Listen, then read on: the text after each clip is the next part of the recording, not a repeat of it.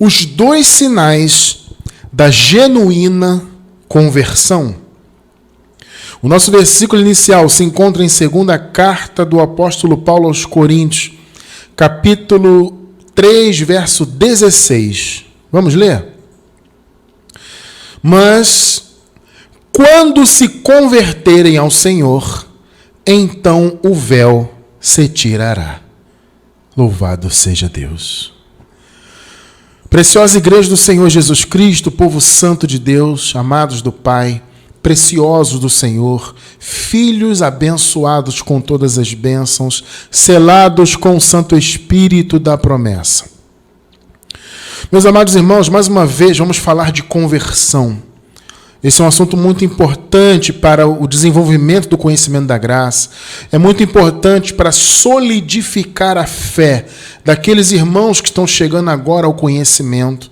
Graças a Deus, o Senhor tem permitido muitas pessoas alcançarem conhecimento da graça. Muitas pessoas têm entrado em contato conosco, estão nos escrevendo, glorificando a Deus pela palavra, sabe, se dizendo maravilhadas, se dizendo felizes, com os olhos iluminados.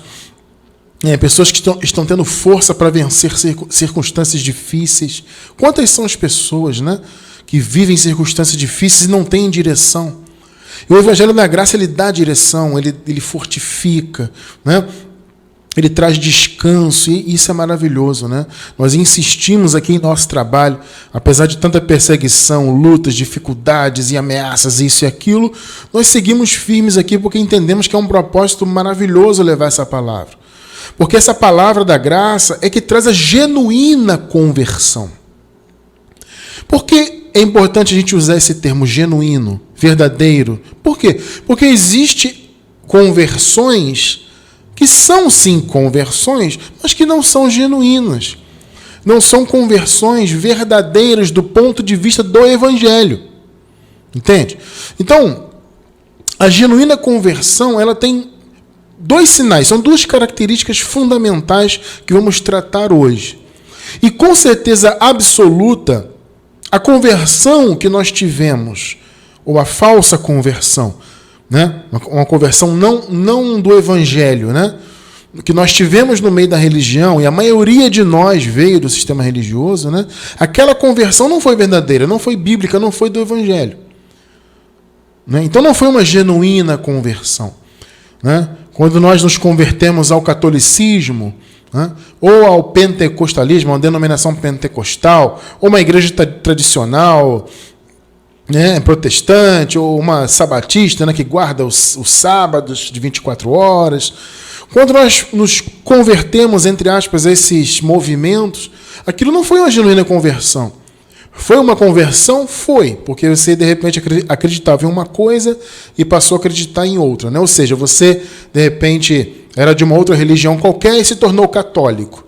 Então, de fato, você se converteu. A gente já vai ver, eu já vou falar para vocês o sentido, o conceito de se converter, né? Então, quando você crê, vamos dizer que você, sei lá, era da Umbanda e foi para a igreja pentecostal. Você se converteu. Mas não foi uma genuína conversão. Não foi uma conversão ao Senhor. Esse é o ponto. Tá? A gente já vai ver isso aqui. Você vai se perguntar, mas irmão Cristiano, quer dizer que a pessoa que foi para uma igreja pentecostal ela não se converteu ao Senhor? Não se converteu ao Senhor. Ela se converteu a alguma coisa. Ela se converteu a uma doutrina, a um segmento, a uma convenção, o que você quiser chamar, mas não foi ao Senhor. A genuína conversão ao Senhor, ela tem dois sinais fundamentais. A gente vai tratar deles ao longo do nosso estudo de hoje, tá? Então, amado, a conversão ao Senhor não é o famoso aceitar a Jesus que muitos dizem, né? As pessoas dizem que a pessoa se converte quando ela decide por ela, né? Ela decide por ela aceitar a Jesus, ou seja, ela tem o livre-arbítrio. Então ela, por livre-arbítrio, por vontade dela, o que é, na verdade, uma altivez, né? É uma altivez. Esse negócio de livre-arbítrio é uma coisa da carne, né? É a carne que quer ter a sua vontade própria. Eu é que mando, eu é que decido. Isso é uma coisa carnal, né? Então esse negócio de livre-arbítrio não tem a ver com o Evangelho. Você não encontra no Evangelho o conceito de livre-arbítrio para salvação, né? Eu digo livre-arbítrio para a salvação, tá? Para você escolher ser salvo, escolher ser filho de Deus, aceitar a Jesus. Eu sempre coloco essa expressão entre aspas, né? Porque, mais uma vez, é uma expressão que não tem respaldo bíblico, né? Então você não encontra aceitar a Jesus na Bíblia por livre-arbítrio do homem. Isso não existe. Vocês veem, isso não existe, mas é apregoado à torto e à direita aí no mundo. 99,9% das denominações pregam que a pessoa aceita Jesus por livre-arbítrio. Então a pessoa tem um arbítrio dela para escolher Deus, aí ela escolhe Deus, aí sim vem a fé. Entende a sequência que não tem sentido, né? E aí a fé, veio crer e aí veio a fé. Essa é a sequência, né?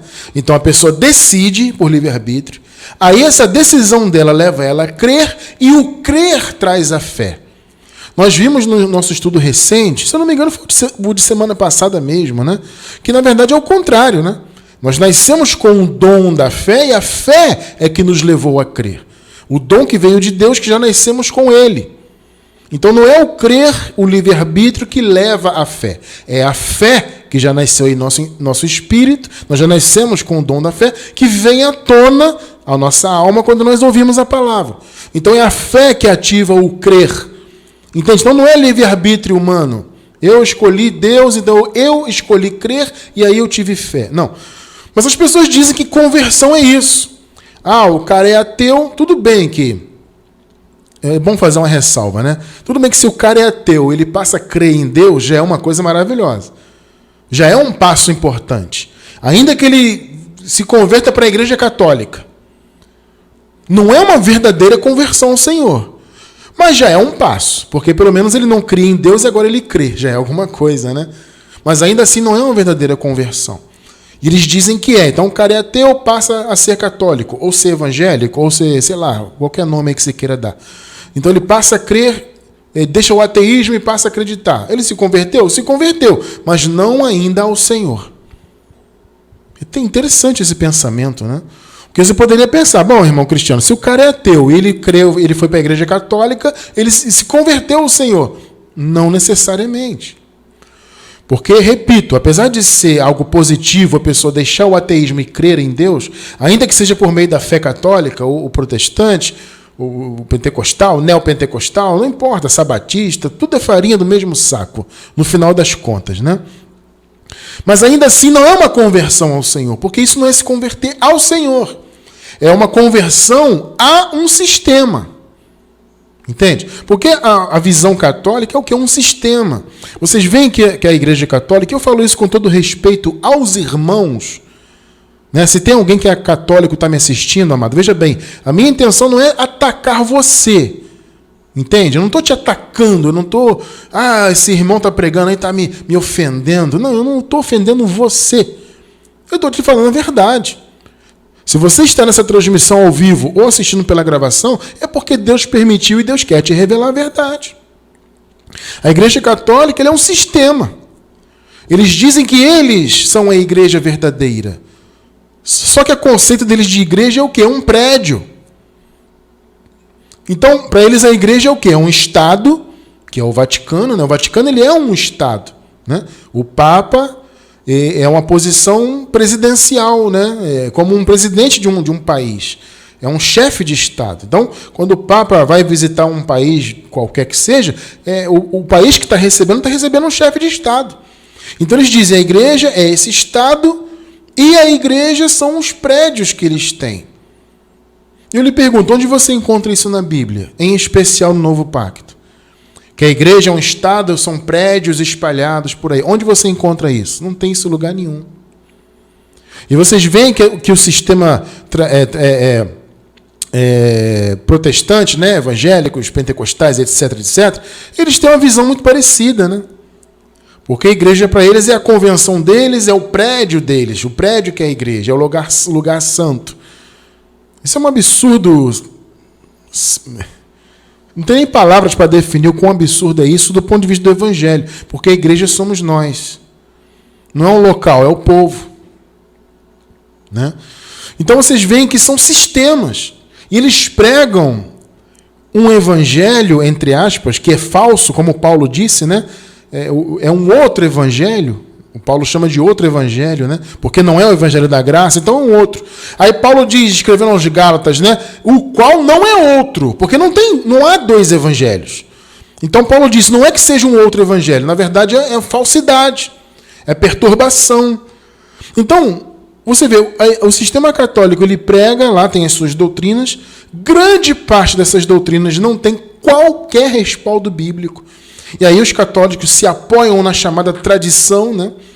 Então eles têm a tradição deles como... eles têm um livro de tradições mesmo, né? E esse livro de tradições, essas tradições escritas, elas têm um peso como o da Bíblia para o católico. Então, como não há respaldo bíblico no que eles pregam, em boa parte do que eles pregam, eles precisam se apoiar nas tradições. E aí eu me lembro do que Jesus falou, né, para os fariseus na época dele, né? Vós invalidastes a palavra de Deus por causa da vossa tradição. Jesus falou isso para os religiosos da época dele.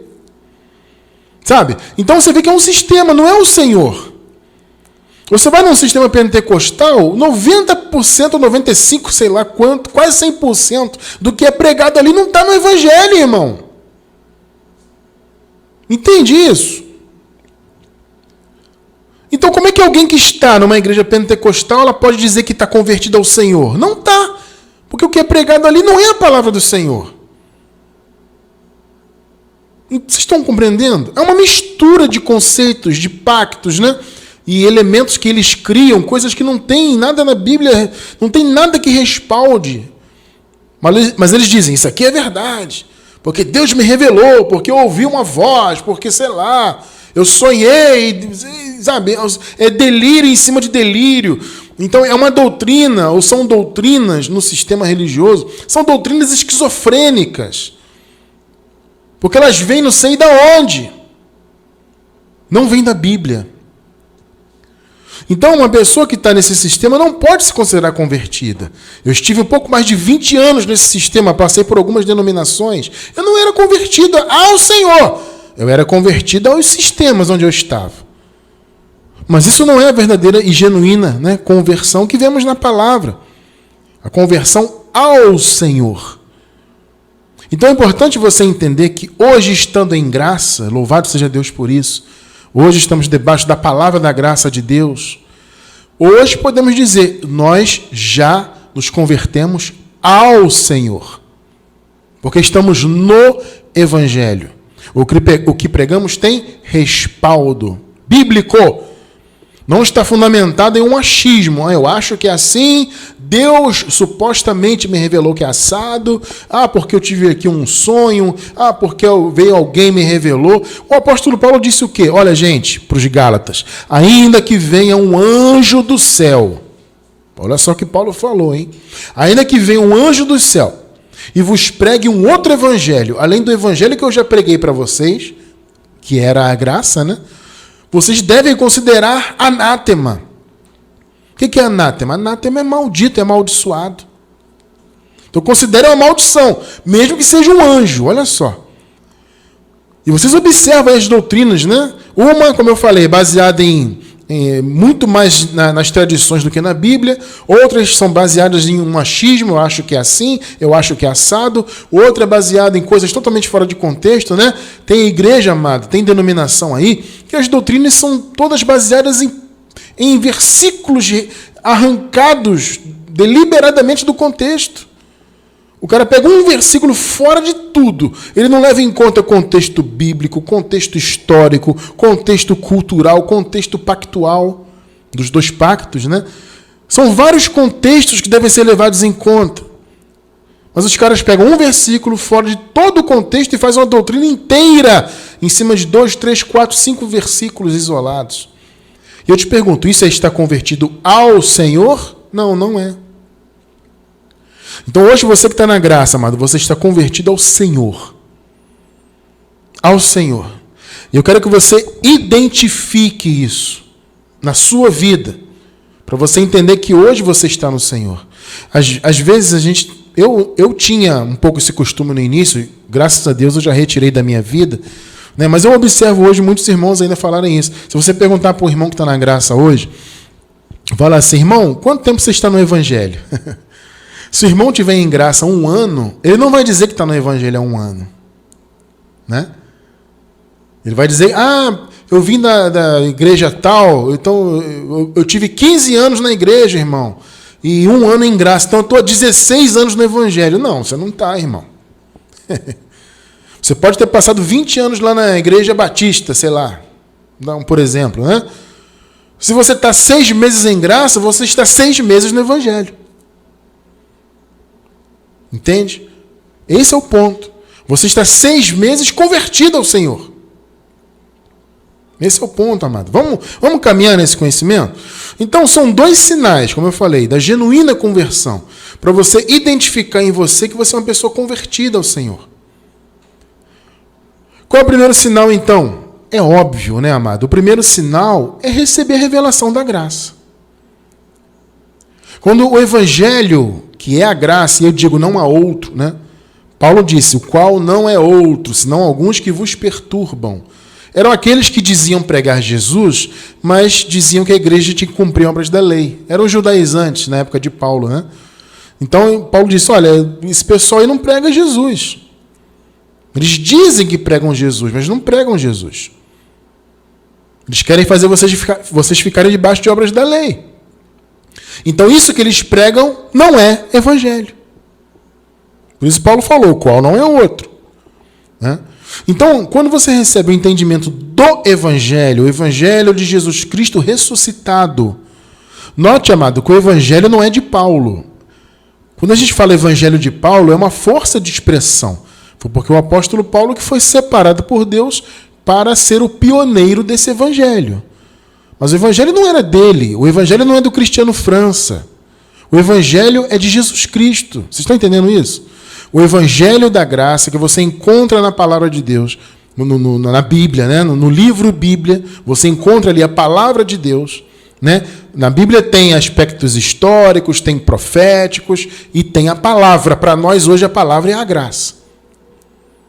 Você encontra então no livro Bíblia a palavra da graça compilada nas epístolas do apóstolo Paulo, que foi quem recebeu a revelação direta do Cristo ressuscitado. Esse evangelho não é de Paulo, é de Jesus. Esse evangelho não é do Cristiano França, é de Jesus.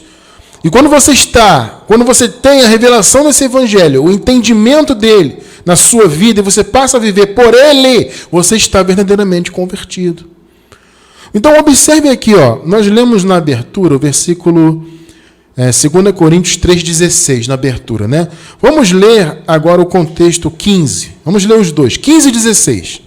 2 Coríntios 3, 15 e 16. Vejam só. E até hoje, vejam bem, amados, até hoje na época de Paulo, mas é até hoje mesmo, no nosso tempo.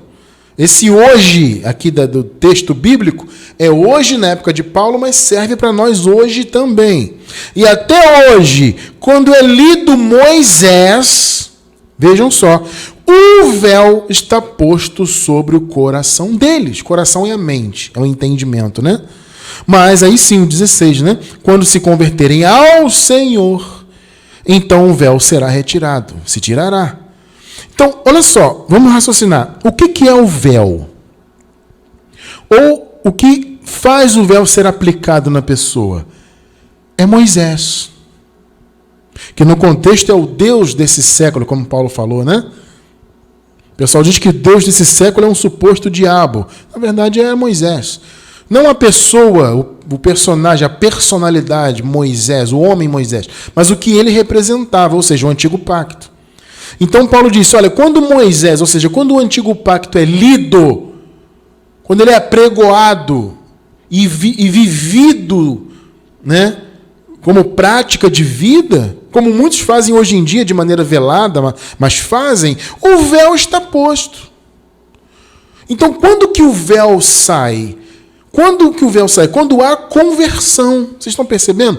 Quando se converterem ao Senhor, então o véu se tirará.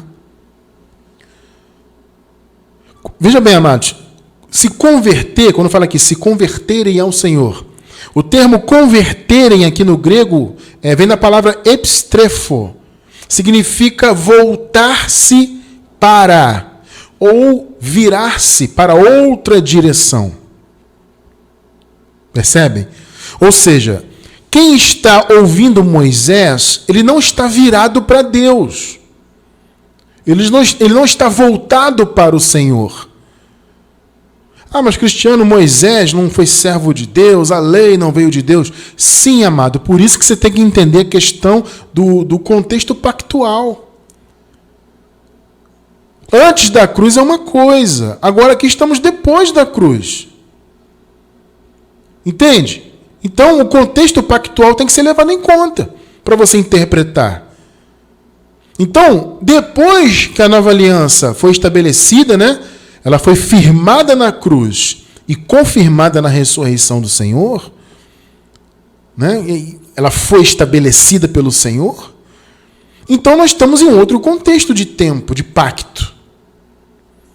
Então, neste novo pacto, você está com a sua mente voltada para Moisés, você não está voltado para Deus. Antes da cruz é uma coisa, estamos em outro pacto. Né? Então, quem está voltado para Moisés não está voltado para Deus. Ou seja, quem está voltado para o antigo pacto não está voltado para Jesus. Ou é Moisés ou é Jesus. Percebe? Dois caminhos. O que diz lá no livro histórico de João? A lei veio por meio de Moisés. A graça e a verdade vieram por Jesus Cristo. Não é o que está lá escrito em João, capítulo 1? Então são dois caminhos. A lei, a graça e a verdade. Então, se a pessoa está voltada para Moisés, quando é lido Moisés, o véu está posto. Eu já falei algumas vezes isso aqui, eu vou repetir para quem não ouviu ainda. O véu era uma túnica que cobria toda a cabeça. Não era só um paninho nos olhos, não. Era uma túnica bem espessa que cobria toda a cabeça. O véu era isso. A palavra véu falava disso, né? Dessa túnica, né? Designava essa túnica que cobria a cabeça inteira da pessoa. Então você vê que é uma metáfora tremenda, né? Ou seja, os olhos estão cobertos e a mente está coberta. Então Moisés trazia o véu. Então hoje, vamos raciocinar, amados. Quando alguém vai comer uma Páscoa judaica, porque a Santa Ceia que eles fazem hoje é uma cerimônia inspirada na Páscoa. Né? É uma cerimônia, eu já disse, nós temos um estudo sobre ceia, né? Já até relativamente antigo, mas é um estudo muito bom sobre esse negócio de ceia. Quando a pessoa vai comer ceia, ela está, na verdade, comendo uma caricatura da Páscoa. Porque essa ceia que é tomada hoje aí nas igrejas, ela não existe na Bíblia. Então, essa ceia, ela já é uma inspiração da cerimônia que se fazia nos Coríntios, lá, né, na igreja de Coríntios, que era a festa ágape, eles aproveitavam e faziam lá, né, uma lembrança da Páscoa, vamos dizer assim, que já era, por sua vez, tinha inspiração na verdadeira Páscoa judaica, que foi encerrada em Cristo. Cristo fez a última Páscoa lá, antes dos seus discípulos. Então você vê que o que se faz hoje é uma caricatura, mas não deixa de ser uma maneira de você ressuscitar o antigo pacto. Então o cara vai lá e come uma Santa Ceia, que ele acha que é uma cerimônia da graça, e não é. É algo inspirado no antigo pacto que ressuscita o antigo pacto. Percebe? O cara quando vai lá e se batiza no batismo de João... Ah, Cristiano, mas no início da igreja se batizava. Eu sei disso, amado. Nós temos estudo também no canal aí sobre o batismo. Pesquisa aí que você vai achar. Tem mais de um até. Eu sei que se batizava na igreja primitiva, mas só que o entendimento disso veio depois. Com o apóstolo Paulo. Do verdadeiro batismo. O Paulo diz, ele pergunta aos romanos, pergunta de maneira retórica, né? Ô romanos, vocês não sabem que todos nós que fomos batizados em Cristo, fomos batizados na sua morte? Entendem? Então quando a pessoa hoje, com esse entendimento já revelado, porque está escrito em todas as Bíblias, não é só na Bíblia que eu uso, em todas as Bíblias. Então esse entendimento está revelado. Então, quando alguém vem e se batiza no batismo de João, ele está ressuscitando algo que vem lá do antigo pacto. Ah, mas Cristiano, o batismo de João não era da lei. Ah, mas eu sei, mas era um batismo de transição. E o batismo de João acabava também sendo algo inspirado no que se fazia na lei. Porque na lei é que se faziam as abluções, né? As chamadas abluções. As abluções eram o quê? Eram as lavagens por meio da água, né? Então na lei também tinha essa cerimônia de se banhar com água. Então o que João fazia era o que? Era algo inspirado nisso.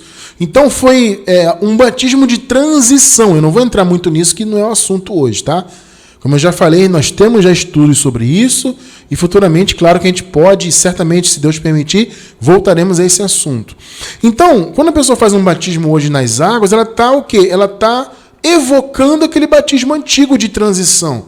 E ela acaba o quê? Cumprindo algo que a lei fazia. Aí a pessoa vai e guarda um sábado de 24 horas, né? De sexta-feira, no pôr do sol, até o pôr do sol de sábado. Isso se fazia em que período? Na lei. Mas as pessoas dizem que é da graça. Aí o outro vai, cobra o dízimo, que nunca nem foi dinheiro, biblicamente. Não existiu o dízimo de dinheiro. Nós temos um livro sobre dízimo, tá escrito, tudo muito bem explicado esse assunto. Tá? Na nossa livraria tem no nosso site o link, embaixo de todos os nossos vídeos. Você que está vendo aí pela gravação, pode ir embaixo do vídeo que você vai encontrar o link da livraria. Pode ler gratuitamente aí o livro sobre o dízimo para você entender. Então, quando alguém cobra hoje um dízimo que sequer tem na Bíblia, que é um dízimo de dinheiro, é o quê? É uma evocação do antigo pacto. Percebe? Então, guarda sábado, faz jejum, que também é uma obra do antigo pacto. Não tem a ver com o novo. Então, é dízimo, é jejum, é guardar sábado, é abluções, são comer e beber, guardar dias de festa. Tem gente que celebra hoje, gente, tem igreja, entre aspas, que celebra hoje a festa dos tabernáculos. Celebra o dia de Pentecostes. São festas judaicas. São festas da lei. Então eu pergunto para vocês, quem está no meio dessas obras todas, pode dizer que está convertido ao Senhor? Não, não pode. Porque você leu comigo, até hoje, quando é lido Moisés, quando Moisés é aplicado na vida da pessoa, o véu está posto. Então o cara come Santa Ceia, se batiza, faz jejum, dá dízimo, guarda sábado, faz festa dos tabernáculos, faz festa de Pentecostes, isso e aquilo, e diz que é convertido ao Senhor? Não, não é. Porque só se converte ao Senhor, o véu só é retirado quando se converterem ao Senhor. E como eu disse, a palavra conversão aqui é voltar-se para. Então quem está em Moisés está voltado para Moisés. O cara que está jejuando, dízimo, guarda sábado, sacrifica, ele está virado para Moisés. Jesus está aqui, ele está para cá. Aí quando a revelação do Evangelho vem, a revelação da graça liberta ele de Moisés, aí ele se converte, ele se volta para o Senhor. Esse é o conceito. Então ele deixa de lado uma coisa para se voltar para outra. Só que no sistema as pessoas parecem que estão com os dois olhos, né? Parece que o olho está para um lado e o outro está para o outro. A pessoa está estrábica. Porque um olho diz que está em Jesus, mas o outro está em Moisés. Não pode, ou você está virado para um lado ou virado para o outro. Então, o primeiro sinal de que uma pessoa é genuinamente convertida ao Senhor, claro, é ter o véu retirado da sua cabeça. Consequentemente, dos seus olhos. Amados, olha só se serve a Deus de verdade, só se vive para Deus de verdade, verdadeiramente, quem abriu mão de todas essas obras da lei, que são disfarçadas de obras da graça, que estão aí em 99% ou mais das chamadas igrejas. A pessoa que está livre disso, essa sim está convertida, essa sim vive para Deus. Gálatas 2,19. Vejam só. Porque Paulo falando, né? Pela lei, eu estou morto para a lei. Olha só, amado. Por que pela lei? Porque a lei exigia a morte do cordeiro, no caso, né? Jesus, então, se manifestou como um cordeiro. Então, foi por causa da lei. Foi para cumprir a lei que Jesus morreu. E uma vez que Jesus morreu, nós, o nosso velho homem, nós morremos lá com ele. O velho homem morreu com ele. E uma vez que o velho homem morreu, estamos mortos para a lei. Então, por isso que por meio da própria lei que exigia a morte, eu estou morto para a lei, Paulo fala. Porque Jesus morreu, nós morremos com ele. Para viver para Deus. Olha só. Olha o que Paulo disse. Para eu viver para a lei, primeiro eu morri para eu viver para Deus, primeiro eu morri para a lei. Pegou? Então você só está convertido de fato a Deus e vive para Ele se você realmente vive como um morto para a lei. É claro, né? Então, esse primeiro sinal é isso. É uma experiência maravilhosa, né? Você está ouvindo a palavra, não sei... Você que está hoje em graça, eu não sei qual foi o meio pelo qual você ouviu o Evangelho, mas você ouviu, seja num vídeo no YouTube, um livro que você leu, uma mensagem áudio, eu não sei. Eu sei que o Evangelho chegou até você, você ouviu e houve aquele, eu chamo de estalo, né? Aquele estalo inicial, aquele despertar, né? Um despertamento e você, opa, peraí. Eu estou no sistema há tantos anos, eu nunca ouvi isso aí. Né? E agora eu estou ouvindo algo aqui e é bíblico, e tem lógica, e faz sentido. Esse é o primeiro estalo. Isso é o quê? É um sinal da conversão. Você está deixando a religiosidade, o ateísmo, filosofias vazias humanas, né? Que está cheio disso aí no mundo. Você está deixando tudo isso de lado para se voltar para Deus. Então isso é o quê? É uma conversão verdadeira. Mais uma vez, converter-se, conversão é voltar-se para. É mudar a direção. Então você está para uma direção, você se muda para outra. Né? Ou seja, você está em Moisés, você está no ateísmo, você está nas filosofias, você se volta para o Evangelho, para Jesus. E aí acontece o quê? Quando se converterem ao Senhor, ou seja, quando esses irmãos se voltarem para Deus e deixarem a religiosidade, aí o véu vai ser retirado. Agora, qual é a consequência do véu ser retirado? É o olho ser iluminado. Porque se a pessoa tem uma túnica na cabeça, um véu espesso, a luz não chega nos olhos dela, o olho dela não é iluminado.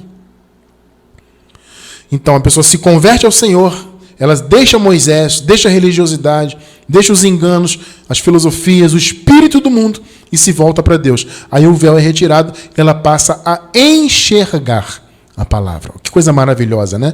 E aí os olhos desta pessoa é iluminado. Louvado seja Deus. Vamos ver isso então em Efésios capítulo 1, versículos do 17 ao 19. A consequência do momento em que o véu é retirado.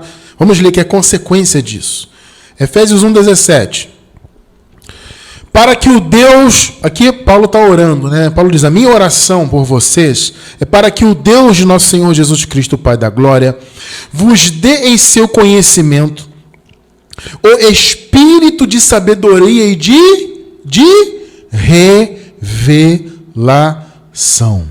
Amado, o que é revelação? A palavra revelação significa literalmente retirar o véu. Revelar é isso. O verbo revelar é o ato de se retirar o véu. De se tirar, de você desnudar alguma coisa, né? Então algo está coberto e você tira aquela cobertura, vamos dizer assim, né? Então você está revelando. Percebe? Então a oração de Paulo pela igreja era isso, que a igreja tivesse espírito de sabedoria e de revelação. Agora veja a consequência da revelação, ou seja, da retirada do véu, 18. Vejam só. Tendo iluminados os olhos do vosso entendimento. Pegou aí? O véu sai, meu irmão, o seu olho fica exposto à luz. Pegou aí a metáfora? Tendo iluminados os olhos do vosso entendimento, para que saibais.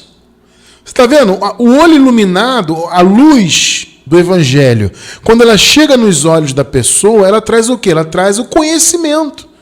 Ela traz o saber. Pegou, né?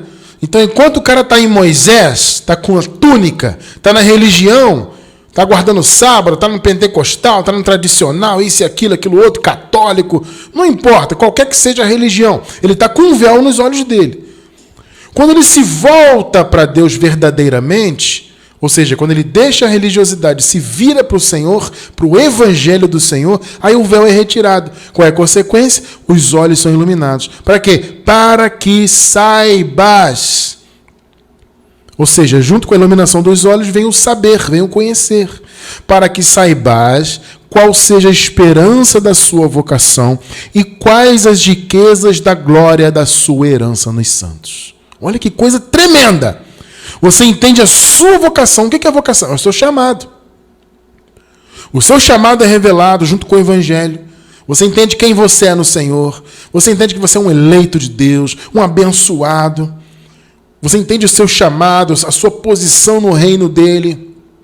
E você entende as riquezas da glória da sua herança, porque nós somos co-herdeiros com Cristo. 19. Além de você entender isso, você entende qual a sobreexcelente grandeza do seu poder sobre nós. Irmãos, vejam bem. Você só consegue perceber, vislumbrar um pouquinho da grandeza do poder de Deus quando o evangelho te é revelado. Quando o véu é retirado da sua cabeça. Não só dos seus olhos, mas de toda a sua cabeça. Quando os seus olhos do entendimento são iluminados, você consegue perceber a grandeza do poder de Deus. Você sabe de onde você veio, você sabe para onde você vai. Você sabe, como nós vimos aqui, a sua vocação, o seu chamado, as riquezas da glória de tudo que Jesus conquistou por nós. E aí você consegue perceber e vislumbrar a grandeza do poder de Deus. Nós, os que cremos, segundo a operação da força do seu poder. Está vendo? Você crê segundo a operação do poder de Deus. Porque a fé que Deus te deu, é essa fé que te levou a crer. Tremendo, né? Então, abençoados, vocês estão percebendo o que é a verdadeira conversão? A verdadeira virada, né? Se voltar para Deus, é isso. Primeiro ter o evangelho revelado, isso é fundamental, né? Não há como você se voltar para Deus se não conhecer o evangelho. Então, o véu tem que ser retirado da sua cabeça. É o primeiro sinal da genuína conversão. E qual é o segundo sinal? O segundo sinal é a consequência do primeiro. Tá? Você está virado para Moisés, ou para qualquer que seja, né? Religiosidade, o que quer que seja. Você está virado para algo que não é o Senhor. Melhor dizendo, né? E aí um momento chega na tua vida, o evangelho chega na tua vida, a fé que está lá no seu espírito, né? Ela vem de dentro para fora, a fé se manifesta, né? Então, você se volta para o Senhor. É o primeiro momento da conversão, né? E aí, esse voltar-se para Deus traz o quê? Um segundo momento, uma consequência, que é o quê? É a transformação. Tremendo isso, né? Porque, amado, é impossível, vejam bem, vou repetir, é impossível que o verdadeiro evangelho chegue na vida de alguém e não transforme a vida desse alguém. Percebe? É uma consequência absolutamente natural. Primeiro é aquele estalo. Pá! Revelação. Opa! Glória a Deus, eu estou entendendo isso aqui. E seu olho começa a ser iluminado. Você vai percebendo, vislumbrando e começa a conhecer as riquezas da grandeza de Deus, como nós vimos, né? E a sua posição em Cristo, a sua vocação e tudo mais. E aí começa um processo de transformação. Essa transformação é o segundo sinal da genuína conversão. Veja bem, a transformação, ela não vem de religião. É o que eu sempre digo, a religião, as pessoas podem dizer assim, irmão Cristiano, eu conheci uma pessoa, que ele é uma pessoa má, era uma pessoa que, sei lá, fazia isso, fazia aquilo, praticava coisas ruins, aí ele se converteu lá para a visão espírita. Ele se tornou espírita, ele ficou uma pessoa melhor. Olha, tudo bem. De repente ele até mudou mesmo a sua posição, né? Ou então ele era uma pessoa assim, assado e tal. Ele se tornou católico, melhorou. Amém, amado. E eu não estou dizendo que isso é ruim. Só que isso não é você ir para uma religião e mudar a sua posição, o seu modus operandi, o modus vivendi, isso não é necessariamente um reflexo da genuína conversão. Porque as religiões em geral, elas têm algo chamado disciplina, que não é necessariamente algo ruim, mas que nem sempre vem de Deus. Entende? Então, a visão espírita, ela tem uma disciplina. O católico tem, o pentecostal tem, os evangélicos, em geral, né?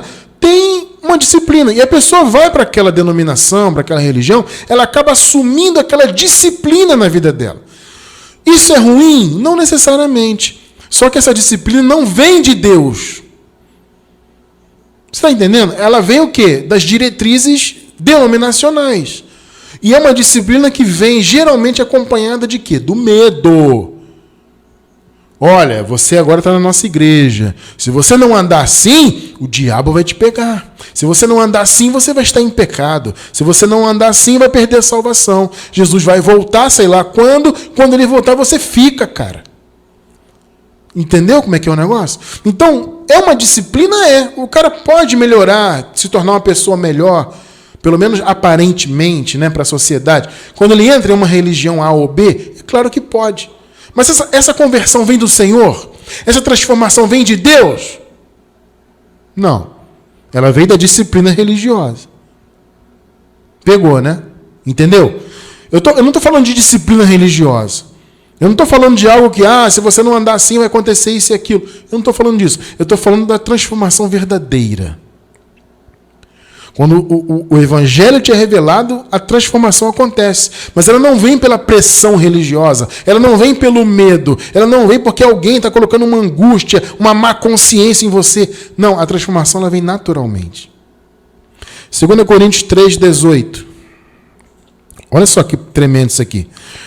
Mas todos nós, observe bem essa parte aqui que eu vou ler agora, que está entre vírgulas. Mas todos nós, com rosto descoberto. Pegou, né? O que é o rosto descoberto? É o rosto que não tem o véu. Ou seja, todos nós, sem véu, é o que Paulo está falando. Ou seja, nós já nos convertemos ao Senhor. Porque quando a pessoa se converte ao Senhor, o véu é retirado. Não é isso que está no contexto? Aí Paulo diz, então, todos nós, sem o véu, ou seja, com o rosto descoberto, refletindo como um espelho a glória do Senhor, tá vendo? Somos transformados de glória em glória. Olha aí, a transformação. Então você vê que é uma consequência. O cara está voltado para Moisés, ou seja lá qual for a religião. Aí ele se converte, ele se volta para o Senhor. Aí o véu é retirado. Agora, com o rosto descoberto, sem véu, ele está enxergando o evangelho. Os olhos dele foram iluminados. Aí ele está refletindo a glória do Senhor. Somos transformados de glória em glória. Na mesma imagem, olha, como pelo Espírito do Senhor. Olha que coisa tremenda. Percebeu que é uma transformação? Ela não vem de disciplina religiosa. É uma transformação natural que vem pela revelação. É uma transformação que vem de dentro para fora, que vem do Espírito para a nossa alma e, consequentemente, para a nossa vida diária. É o segundo sinal da verdadeira conversão. A primeira é receber a revelação da graça. Agora, com o rosto descoberto, com a revelação, sem o véu, somos o quê? Transformados de glória em glória. Que maravilha, né? De glória em glória, vamos sendo transformados na imagem do Senhor. A nossa vida passa a ter o sentido de querer agradar a Deus, de querer parecer o máximo possível com Jesus Cristo. É o chamado que nós temos. O Evangelho é revelado, é o primeiro sinal da genuína conversão. Opa, estou conhecendo o Evangelho verdadeiro, a palavra da graça. Agora eu estou olhando para Deus. Então, primeiro ponto, genuína conversão. Segundo ponto, transformação. É querer se parecer o máximo possível com Jesus. É querer sempre agradar a Deus. Colossenses 1:28. Olha só que palavra. A quem anunciamos, Jesus, né? Admoestando a todo homem e ensinando a todo homem em toda a sabedoria. Vê a importância do ensinamento, né? Para quê? Para que nós ensinamos os homens? Para que apresentemos todo o homem perfeito em Cristo. Olha que chamado. Olha que palavra maravilhosa. Perfeito em Cristo, em Jesus Cristo. Esse é o nosso chamado. Por quê? Porque aconteceu a genuína conversão, né? Você se voltou para o Senhor, teve a revelação da graça e agora você tem que ser transformado. E a transformação vem por meio de quê? Da palavra. Porque uma vez que os seus olhos foram iluminados, você está enxergando a palavra. Então a palavra vai atuar na sua vida. Ela vai trazer para você o desejo de se parecer com o Senhor, de agradar a Deus. E aí você se torna homem perfeito. Mais uma vez, homem aqui tem um sentido mais genérico, de humano, né? Apresentar todos os humanos, os eleitos de Deus, obviamente, que são chamados pelo Senhor, né? Como perfeitos em Cristo. Mas, Cristiano França, nós já não somos perfeitos no Espírito. Amado, é o tal negócio, você tem que entender os pontos, né? O Paulo fala de fato, né, que na própria carta aos Colossenses, né, Paulo diz, estais perfeitos nele. Mas, Cristiano, se nós estamos perfeitos já em Cristo, por que tem que ter um processo para eu ser um homem perfeito? Porque perfeito em Cristo, amado, é no Espírito. Você já nasceu espiritualmente perfeito. Espiritualmente. Mas como ser humano, não. Como seres humanos nesse mundo, nós estamos nos aperfeiçoando em conhecimento, em experiência, em paciência, em boas obras. Vocês estão entendendo? Você já nasceu perfeito em Cristo no Espírito. Tá? Mas a revelação do Evangelho traz esse segundo momento para a sua vida, esse segundo sinal da conversão, né, genuína, que é a transformação. Então você vai crescendo, sendo edificado, aprendendo para se tornar um varão perfeito, um homem perfeito, genericamente falando. Né? 2 Timóteo 3, 16 e 17. Vejam só. Toda a Escritura é divinamente inspirada e proveitosa para ensinar, para redarguir, para corrigir, para instruir em justiça. Para quê? 17. Para que o homem de Deus seja perfeito. Está vendo, amado, qual é o nosso chamado? É a transformação.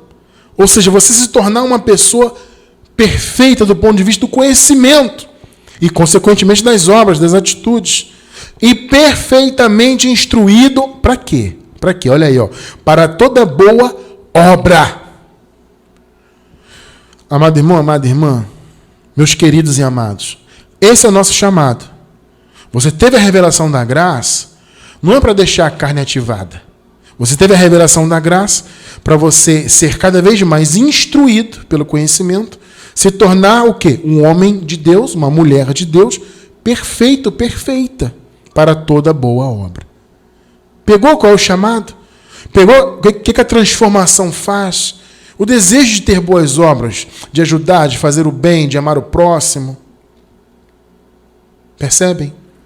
Então, primeiro é a revelação da graça, depois é a transformação. Você vai sendo transformado numa pessoa melhor, cada dia mais pelo conhecimento, boas obras. Você acabou de ler, perfeitamente instruído para toda boa obra. Então, repito, quem quiser ver o vídeo, vou deixar no canal no Telegram amanhã. Vou preparar ele para o canal, vou postar lá. Então, você se inscreve no nosso canal no Telegram para você receber no seu celular esse vídeo para você ver. Quem puder ajudar, claro, ajude. Isso é o quê? É um reflexo de boas obras. É o chamado nosso. Ah, Cristiano, poxa, eu não tenho tempo de fazer um projeto. Não tem problema, amado. Ajude uma pessoa que seja. Entende? Deus colocou alguém no teu caminho para você abençoar. Abençoe. Materialmente, no caso, né? Você pode dar uma comida, um alimento, uma cesta básica. Cristiano, nem isso eu posso. Faça uma oração. Dá uma palavra, sabe? Às vezes a pessoa precisa de um... Gente, olha só, vou falar para vocês uma coisa. Às vezes um abraço é o que a pessoa está precisando. Um carinho.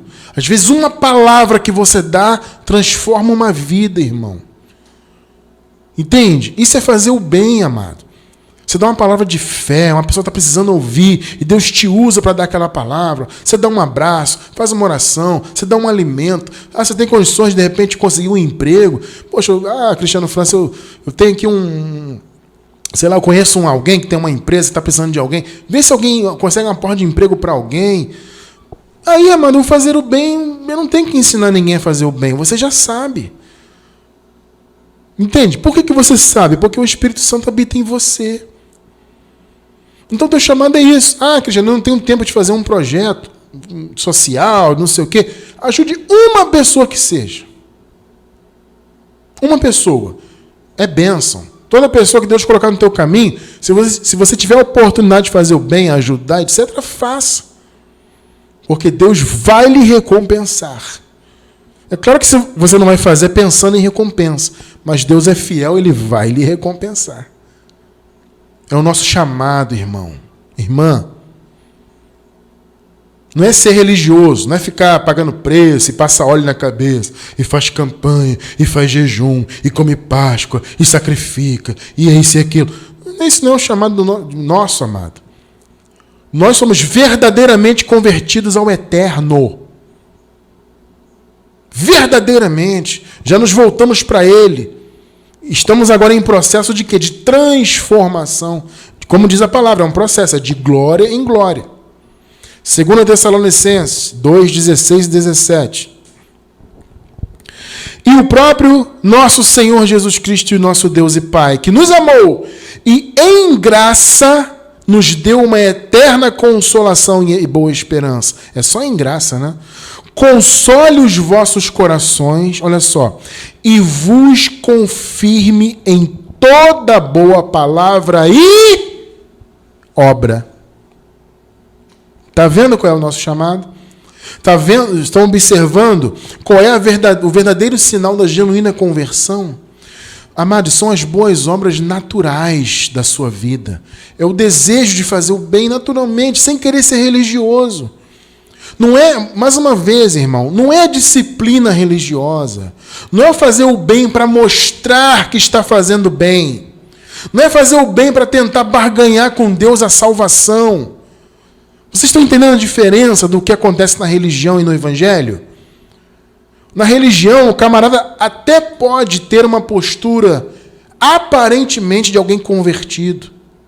Aparentemente. Ele até pode ter. E ele até pode melhorar as suas atitudes por causa da religião. Mas, mais uma vez, é algo imposto pela religião. Por meio do medo, das ameaças, etc, etc. Isso é diferente do que o Evangelho faz. O Evangelho ele traz uma transformação genuína e um desejo genuíno de fazer o bem. Não para ser salvo, não para ser abençoado, não para ser filho de Deus, não. Você faz porque já é tudo isso. Então você faz a boa obra porque você já é abençoado, porque já é salvo, porque já é eleito de Deus, já é mais que vencedor. Então as boas obras, elas são uma consequência da nossa vida de revelação da graça, né? A vida de abençoado de Deus é uma consequência da nossa posição em Cristo. Tremendo isso, né? Aí você vai se perguntar, irmão Cristiano, então quer dizer que se eu fizer uma obra má, eventualmente, então quer dizer que eu não sou convertido? Não é isso, amado. Não é isso. Olha só, amado, nem mesmo o apóstolo Paulo esteve livre de praticar obras más. Ninguém está livre por causa da carne. Romanos 7, 21. Depois vamos ler do 15 ao 20. Vamos ler o 21 primeiro. Olha só o que Paulo fala. Eu vou ler o 21 primeiro para enfatizar mais aqui no início. Acho esta lei em mim, que, quando quero fazer o bem, o mal está comigo. O mal é a carne. O mal é a carne.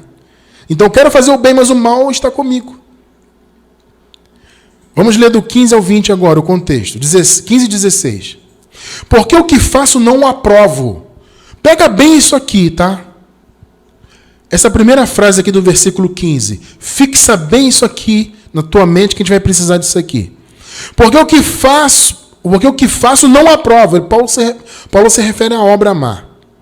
Pois o que eu quero, isso não faço, ou seja, o bem, né? Mas o que aborreço, isso faço. E se faço o que não quero, consinto com a lei que é boa. 17. De maneira que agora já não sou eu que faço isto, mas o pecado que habita em mim. 18. O pecado é o que, amado? É o desejo de fazer o mal. O pecado é o desejo de errar o alvo. A palavra pecado significa isso, errar o alvo, errar o caminho.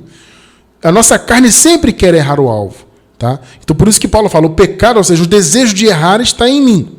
18. Porque eu sei que em mim, aí ele diz, isto é, enfatizou, na minha carne, né? Porque espiritualmente, repito, somos perfeitos, somos filhos de Deus, abençoados, mas na carne não habita bem algum. E com efeito, o querer, no caso, o querer fazer o bem, está em mim, mas eu não consigo realizar o bem. Olha que coisa tremenda, amado. Agora, 19 e 20. Porque não faço o bem que quero, mas o mal que não quero, esse faço. Ora, se eu faço o que não quero, já não o faço eu, mas o pecado, o desejo de errar, na minha carne, né, que habita em mim. O desejo de errar que está na minha carne, que habita em mim. O que nós observamos aqui, e eu pedi para você observar o início do versículo 15. Paulo diz, porque o que faço não o aprovo. Isso, amado, é um sinal da conversão. Você está entendendo o ponto? Não é que você nunca vai cometer uma obra má. Ah, Cristiano, então eu cometi uma obra má, então eu não sou convertido. Não, não é isso. Eventualmente, infelizmente, pode acontecer de haver uma obra má, um deslize, isso, aquilo, mas você não aprova. Pegou a diferença? Uma coisa é você eventualmente fazer o mal, você se entristecer com aquilo e colher lá suas consequências, sejam elas quais forem. Outra coisa é você amar a prática má. Você aprovar. Porque o que faço não o aprovo. O que Paulo está dizendo? Ainda que eu venha praticar, eu não aprovo isso. O que é esse não aprovar a obra má, o desejo mal da carne? É a transformação. Porque uma pessoa verdadeiramente transformada, ela não aprova a obra má. Ela eventualmente pode até praticar, mas ela não aprova. Ela vai querer se afastar o máximo possível dessas obras. Ou seja, os verdadeiros convertidos, por causa da carne, eventualmente podem fazer o mal, como Paulo falou, né? Eu quero fazer o bem, mas o mal está comigo. Então, eventualmente, o convertido verdadeiro, ele eventualmente vai fazer o mal. Eu não vou tapar o sol com a peneira. Só que ele não aprova, ele não quer fazer. Ele luta para não fazer. Esse é o ponto. Por que a pessoa que é de Deus, que teve a revelação da graça, ela não aprova? Como Paulo falou, né? O mal que eu faço, eu não aprovo. Por que Paulo falou isso? Porque Paulo era alguém convertido verdadeiramente. Paulo estava em processo de transformação a cada dia, né? Que palavra maravilhosa, né, amado? Muito bom entender isso, irmão. Então, a posição que você tem hoje não é religiosa. Você não está em religião nenhuma. Então, se você hoje é uma pessoa de boas obras, se você é uma pessoa hoje que não aprova o mal, você é uma pessoa convertida de verdade. Por quê? Porque você está debaixo do Evangelho da Graça. E você não aprova o mal e tem boas obras, não porque a religião diz que você tem que fazer para alcançar isso e aquilo. Não. Você tem boas obras porque você é bom. Ponto. Você não faz boas obras, ou pelo menos ninguém deve fazer, nenhum de nós em graça deve fazer, amado. Boas obras para mostrar que faz. Isso não existe. É aquilo que Jesus falou, né? A esmola que a sua mão direita dá, a esquerda não deve saber. Ou vice-versa. Ou seja, o que uma mão faz, a outra não deve saber. O bem que você faz não é para mostrar que você faz o bem.